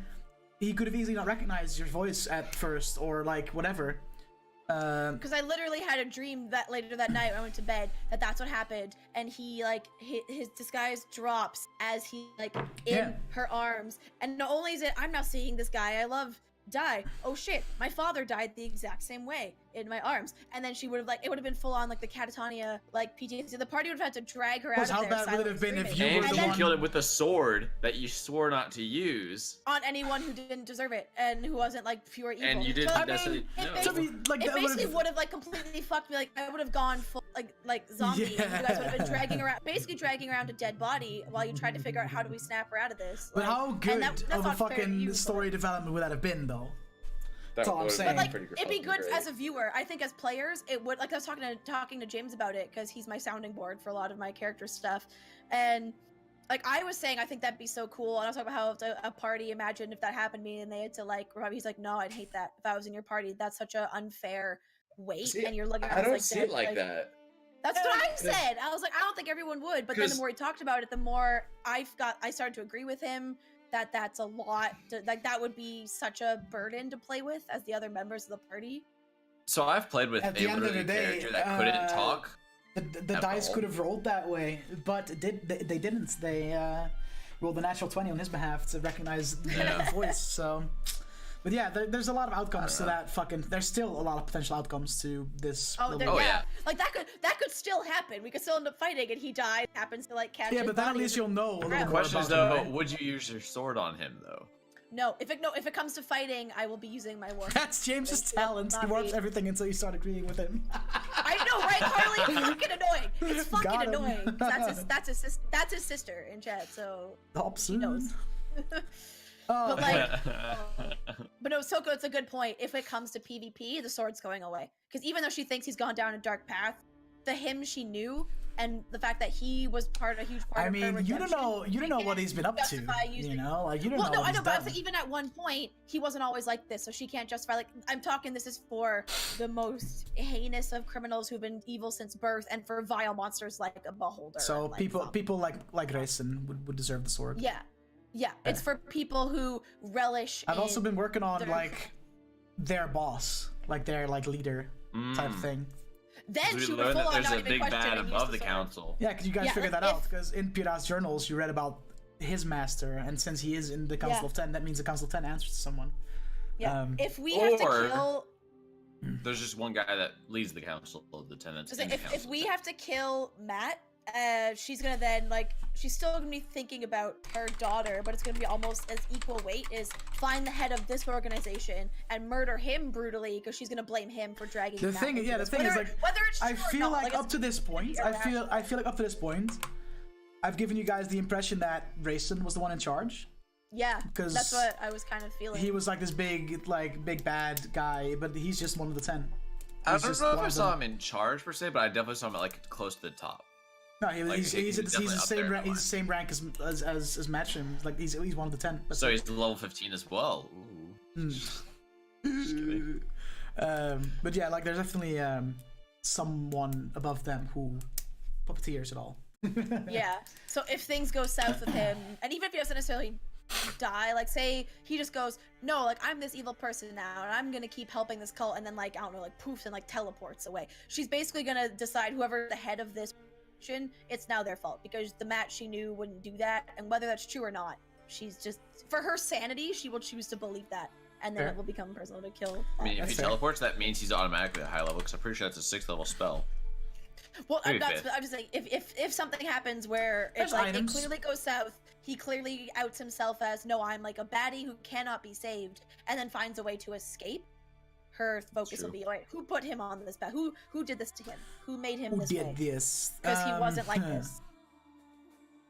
Yeah, I mean, fuck, dude. There's so many things that could have happened, and that's still actually, could. though, and the thing is, if he would have to do something pretty terrible or say some pretty bad shit. But the other thing too is her driving force is not only find her daughter, like when James and I said, because I'm picking my alignment, because like at first I wanted to be like lawful good because she was a criminal, now she wants to undo that, so she wants to uphold the law, and he's like, but there's no way. He's like, there's no way she's ever going to be 100% lawful, because what if he goes, okay, example, this person is a threat to your daughter, a direct threat in some way, like you find out this person like raped your daughter and now is going to like kill her or whatever. What are you gonna do? You're not gonna uphold the law and take him to like the city watch or whatever, or report him. You're gonna fucking murder him, aren't you? So we decided chaotic good is Kiseran's alignment, because she's still focusing. She wants to be a good person. She wants to help balance out all the bad she has caused and the wrong she has done. But at the end of the day, her driving force is what makes this world safer for my daughter and gets me to her. So if I decide that Matt is now a threat to the daughter, that's the only way she will be an active participant. She's still not gonna like it. She's still gonna like cry while doing it and be a wreck for a while. But if I decide he is a threat to her after I reveal her existence, I will help y'all kill him. Like that's the only way. The end's what matters. It doesn't matter how you get there. It just matters that that's the ending. Next session, you guys are gonna learn a lot about what has Matt been up to these past 16 years. Well, that's our first or question. Potentially not if someone just attacked. You're gonna learn That's a why lot. I'm so worried. I'm so worried one of y'all will pull a attack first, fucking ask questions later, and I don't get a chance. Because then also, not only that, if he does die or escapes, I'm like, he was right here. I had a chance for answers. I had a chance to tell him. And for all I know, he could help me find her. And then he's gone. And that was my chance. Like, I also think there's a lot of things, like next session is gonna be intense. Could also be a pretty long one, depending on how fucking long that first initial thing lasts. Yeah, I can go the whole. If you want to start earlier, I don't know if that works for like the guest and for everyone else in Dungeon Select, because I know it's already kind of late for you guys. Like Soko and I, we can go later than because it's still a reasonable. We'll see. We'll see how it goes. But if anyone feels like starting earlier, I'm down. We'll see. Let's just keep it at the same time, and then we'll see how it goes. Like, I don't mind going a little longer, and if not, then hey, man. But we'll see. Yes. I do have a question. Okay. If someone does attack first, right? Say Tramaris just pulls edgelord, or Nicole does. Okay. I have to know this. At the end of the day, say we kill Matrim or he gets away, whatever. Would Kiseran be mad at that person, or would she maybe even consider leaving the party because of that?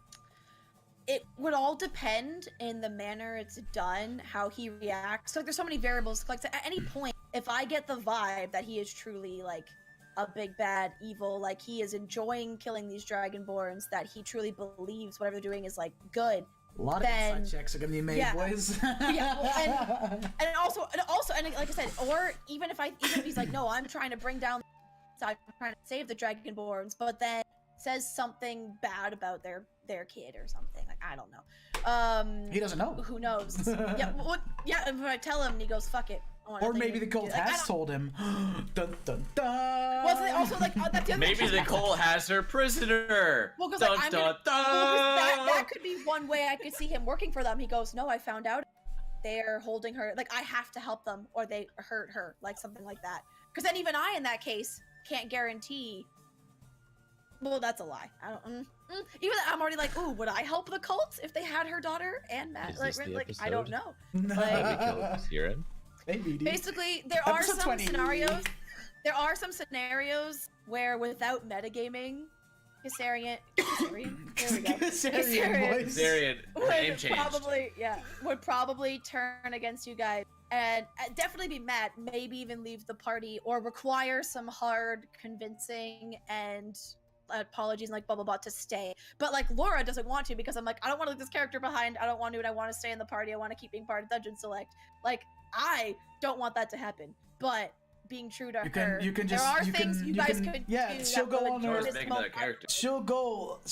If Kiseran would exit that way, if like that's like a really like hypothetical, like what if? Yeah, that's I'd like have to re-roll, right? We'll probably do it in a way where Kiseran dips, like just goes out, goes away, spends time alone. You play a different character, and then either in the future you decide it's time for Kiseran to come back, or she comes back but as a baddie who wants revenge.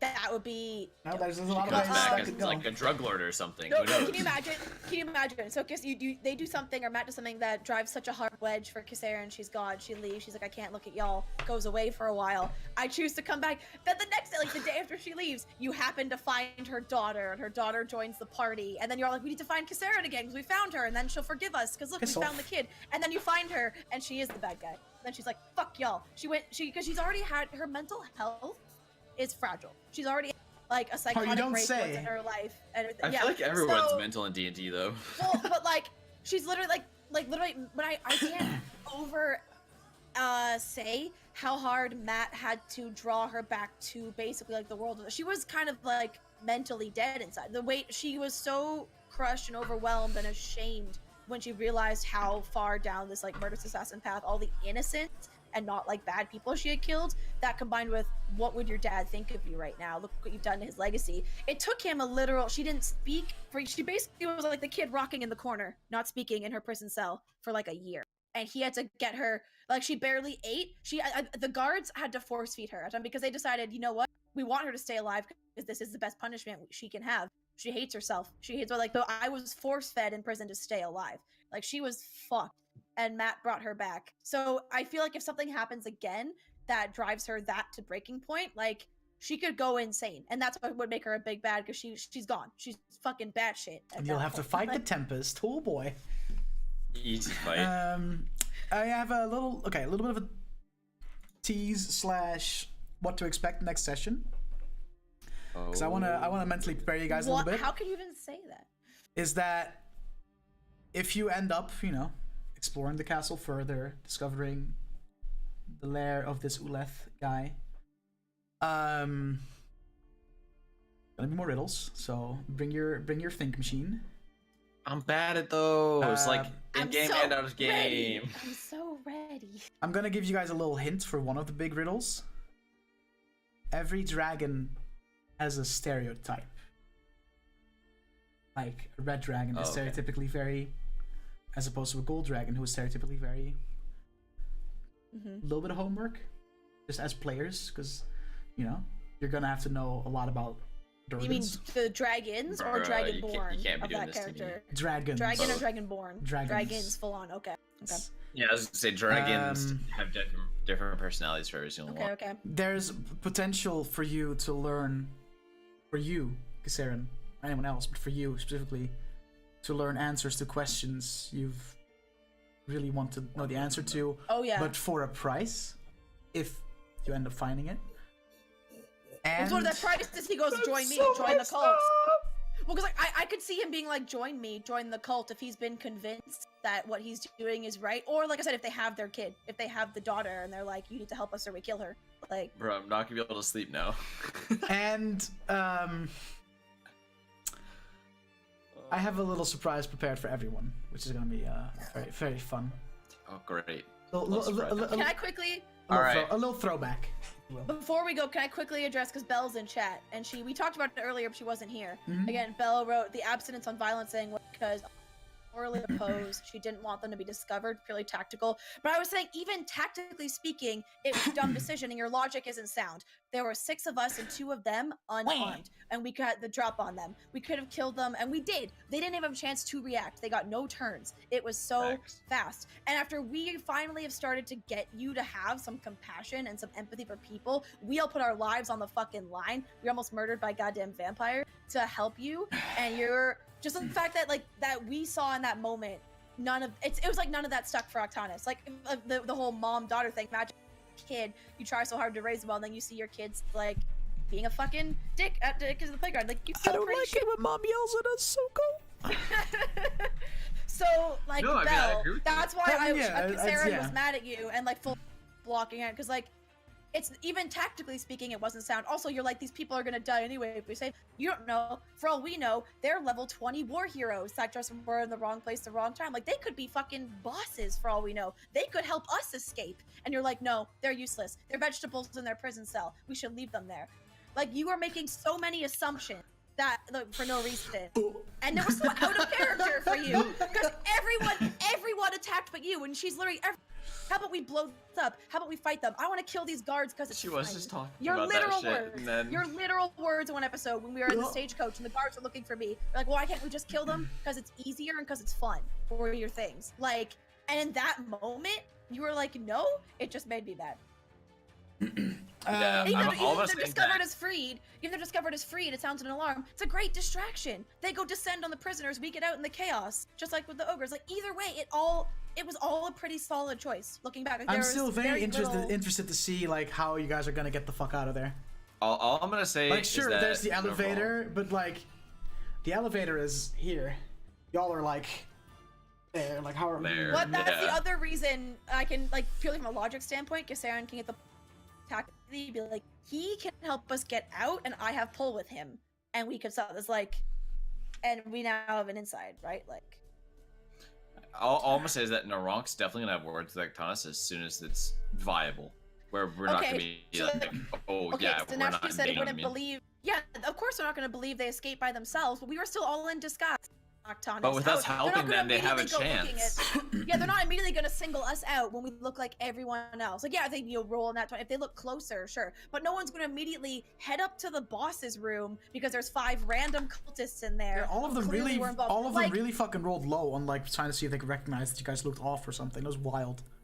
And like I'm saying, Bella, this is why Kiseran was mad at Octanus, because I have, like, without even thinking, I can argue that she would have been thinking that, and it was a dumbass call on her part that was also callous and unfeeling.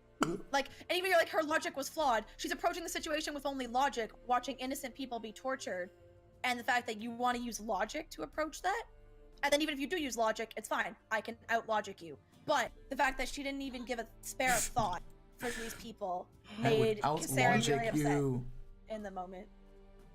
Anyways, would but now you're also outlogic because Kiseran won't be you! upset anymore.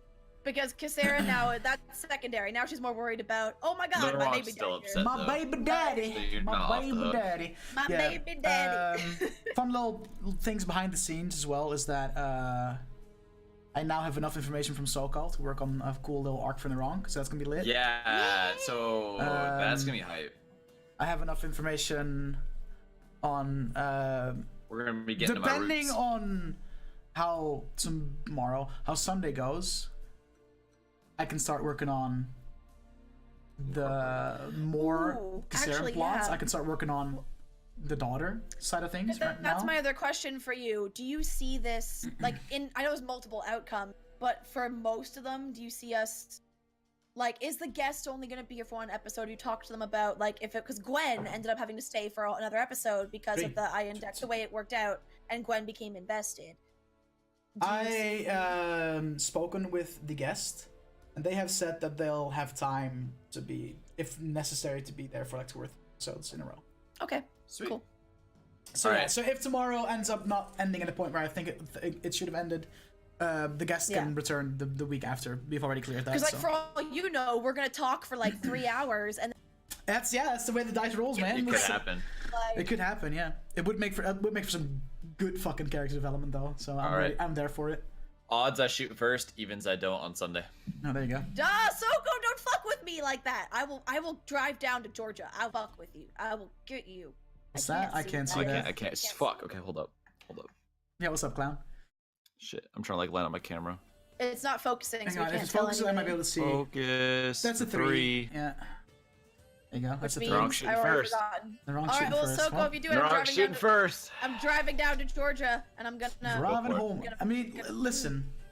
Please do it after TwitchCon, because I still have to take this guy to Berlin. All right? Yeah, so, you know, you let me take my vacation first, and then you can go. No, you're getting punched in the face. What does Before she need to Georgia taste does. Samoas? But I don't give a regardless, shit.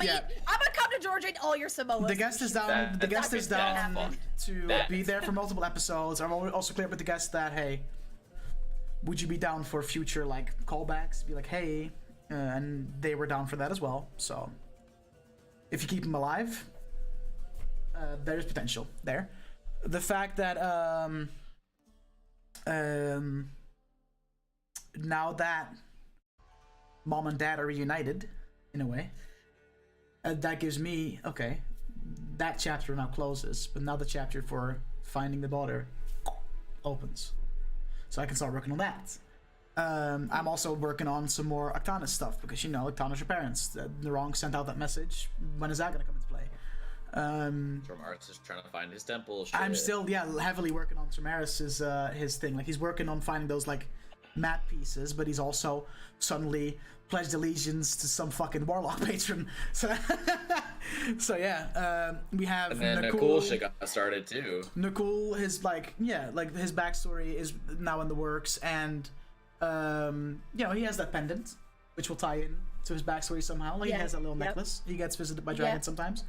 And Aberan, I look forward to receiving some more info on soon, so I can literally start in everyone, and have while this like overlying Raskiel thing is happening, I can just have while we do more research, have a personal plot line type thing. You know, like, oh, the NPC gang is gonna try and discover who the next cultist is, and in the meantime, fucking dragons destroy cults here. I don't fucking know, dude. Like, we'll throw in some like personal plot lines, but also just some random one-off like bad guy arcs, that sort of stuff. A lot of ideas in the old brain. Finding that fucking goblin. One day I'm gonna fucking put that goblin somewhere, and that's the day you roll nat 1 on perception, dude. Honestly, though, it's gonna be the day he's gonna wait.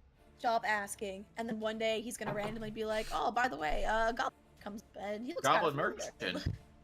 merchant. But like, but yeah, like I have so many ideas. It hurts, dude. And then there's also this thing of like, okay, at what points am I gonna be opening up the possibility for you guys to go searching for these artifacts? To like, when is the point where I'm like, okay, you guys are about to face this super big bad, whether that's gonna be Raskiel or a little earlier, fuck knows, depending on how like the pacing goes. for all you know, we stopped the cult, and then Raskiel never shows up. Because the idea for these artifacts is I want you guys to be at least level 10 before you get these, because they're fucking powerful. They're really fucking powerful. Ooh, actually, okay, that hang gives on. me a I'll give question. you an example of how. I'll give you one of them as a little example of let's how hear they the gun. work. No, because that's tied to you. Could be an asshole about it. Yeah. I'll give you an Tell us example. what the chromosphere does, Yes. Okay. Yeah. Sure. because we know about That that actually a helps bit. in both campaigns, yeah. Okay. The chromosphere, one of the artifacts of the Sun Ring, rumored to hold the power to end the world as we know it. This colorful sphere has been guarded by the Drow Elves of Yesterheart for generations. Wondrous item, legendary, requires attunement by a good aligned creature. Good aligned. I could That's good though. Like obviously we don't know this in game, so we can't metagame, but that means baddies can't use it. That's exciting.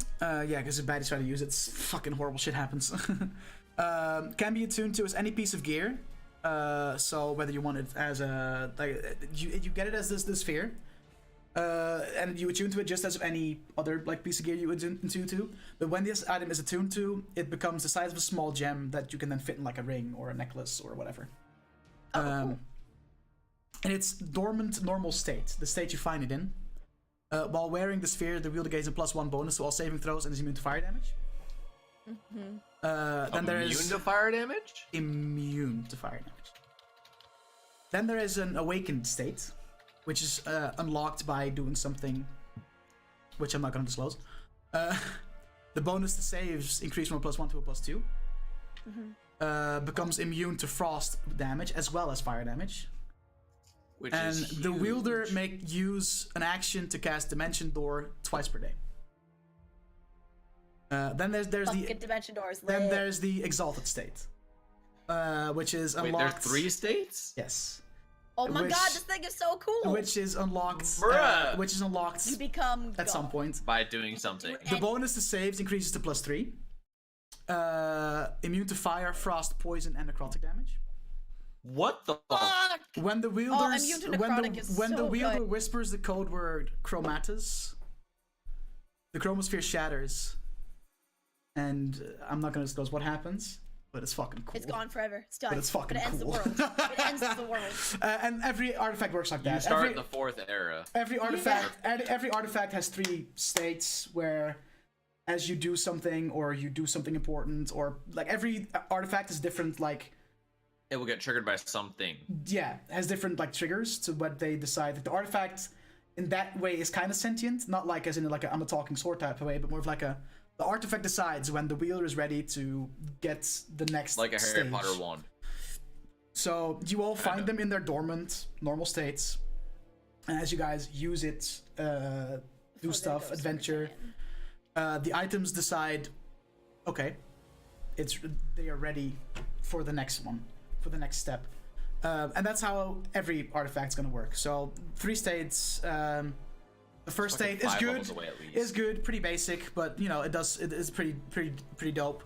And then the second state will increase whatever happens in the first state, also add something new, and then the third one will increase both states and also do something completely unique. What's pretty sick is that And I'm eventually all, those. that's the reason this is taking so long is because that's all yeah. me. I'm like, sure, I took Fenthras, right? Because like, hey, a little cheeky reference makes me one less artifact to make, yeah, yeet. But Yeah. like I'm homebrewing all of these pieces of gear and giving them custom states and making sure that it's tempting enough Balanced. for you to want to wear over any other piece of gear that fits in that slot, but also not be completely Not fucking overpowered. Not, hey, you hit, you insta kill, smile. Yeah, so Why that's not? that's We how the like artifacts it. work, and that's gonna be fucking lit once that ever happens. Because I'm working on that now because I really want to make sure that I do it right. And yeah, like I said, I feel like that's something that you won't unlock until at least level 10, where you can start like going to these things and finding these things. And I also want to give you guys like you now know about the artifacts, or at least Naurranc does. Naurranc knows about these artifacts, but Stop it. even on Naurranc is like. One of them definitely rings a bell. Even to Naurranc, it's like, oh, I mean, does that mean it's real? Like, you, sure, from your backstory, you have suspicions about one of them, Yeah. but, and like, you now know, oh, the chromosphere is real, I that's was on the like, list. hey, that kind of sounds. So there's some reasoning for you guys or for you to believe that it's real, because the chromosphere turned out to be real. You have an inkling of what one of the artifacts might But be. we're also not sure where to start looking for the most part. Exactly, and like looking Except for for the these gun. looking for The gun's pretty easy to get to. Yeah. Potentially. You It's know the who- most accessible of them so far. I don't think so. I'd said about Fenthras is hidden in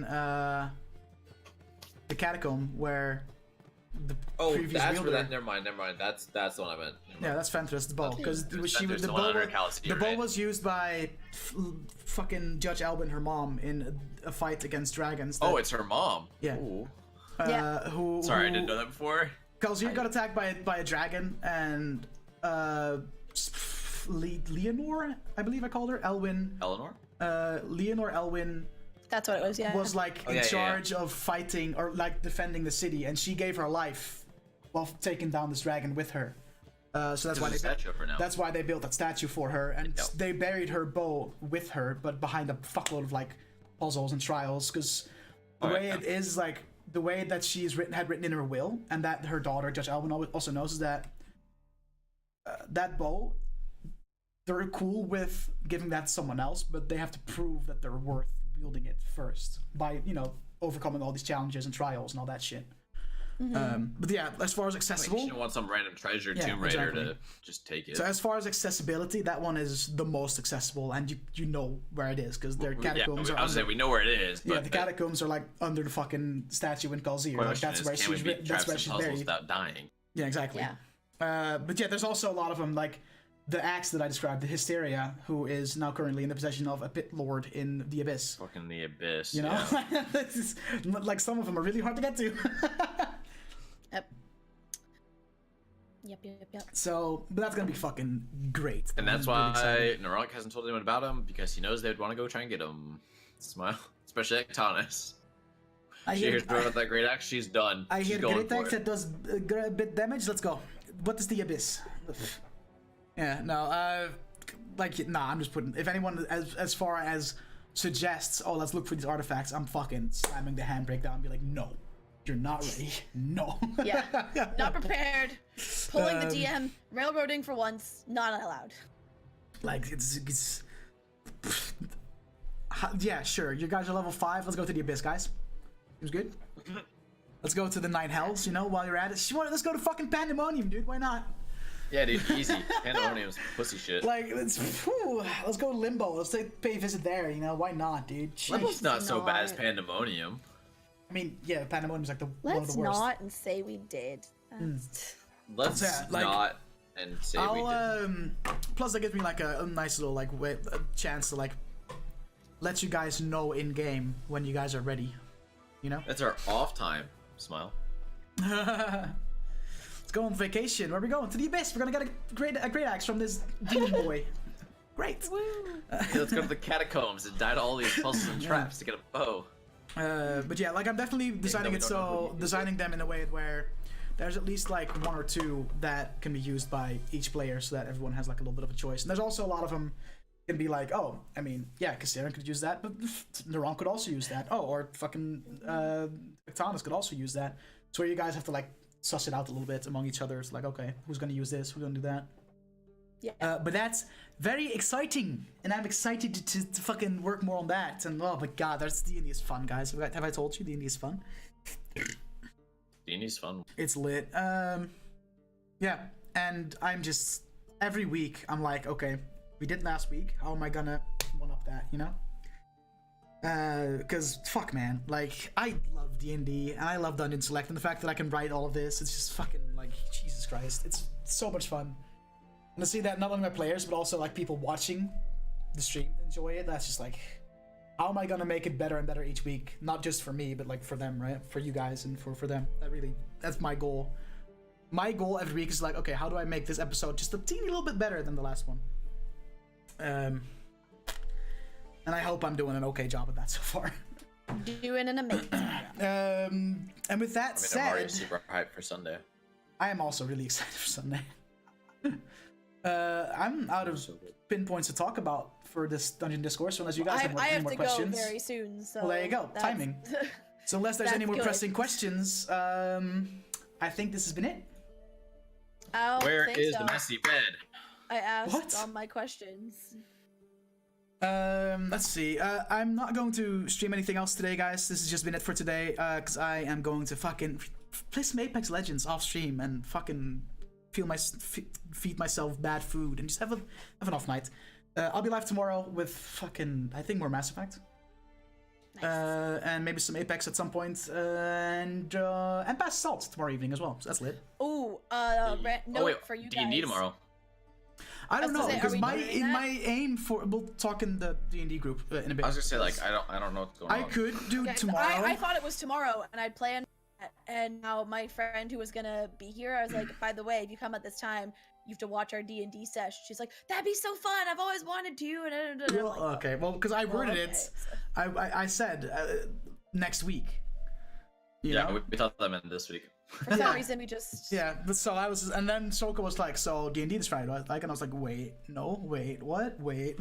Wait, what? I could. So I was going to have to make sure that I finish up writing tomorrow. Yeah. I mean, I could. Like, Dobbs, are you fucking... While you're here, are you okay with that? Doing that tomorrow? I think she has Fridays off for the most part. She was like, I can skip a class, forehead, so... Oh, shit. I don't know. We'll talk about it in the DMs. That would also mean that I'd have to like. We'll talk about it in the DMs. It's fucking. I gotta make sure that because Duke and I both play means Pass Salt and can't go on. But yeah, we'll figure that out. Yeah. We'll figure that out. I just really want to get this back on the rails as well because it's been so long. That's why I think we thought this Friday because it's been a while. We were like, let's go. Yeah, like Opti said he would be able to, you guys are able to, Dobson might be able to, Duke is always available. So that's, Piercy's probably also available. I think, yeah, so I guess we're doing it tomorrow.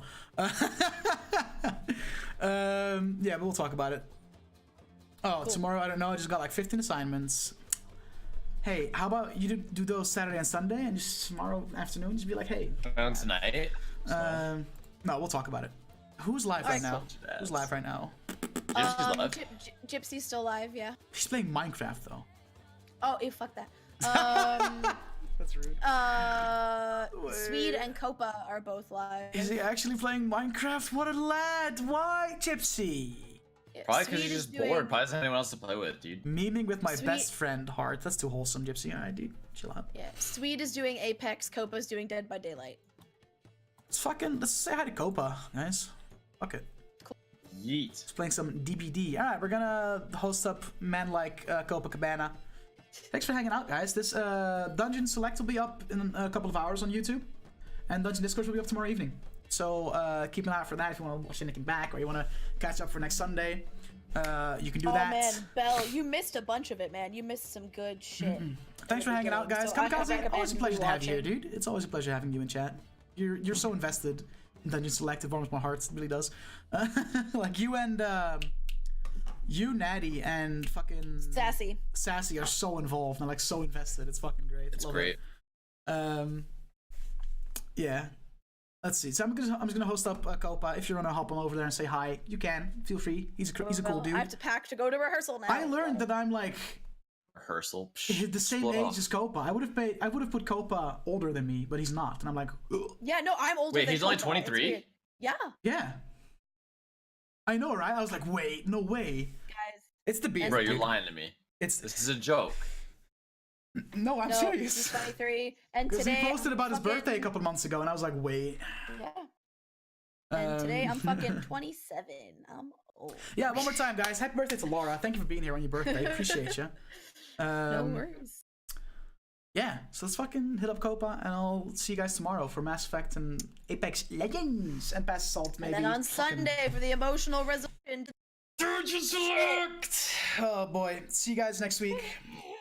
Later, guys. Peace out. Oh, fuck. That was a good one, dude. Fuck hell. I told you, you're like, they'll never go longer than an hour. Guys, I'm like terrified now. I am terrified. Gypsy legit just rated Copa too. Oh, no way.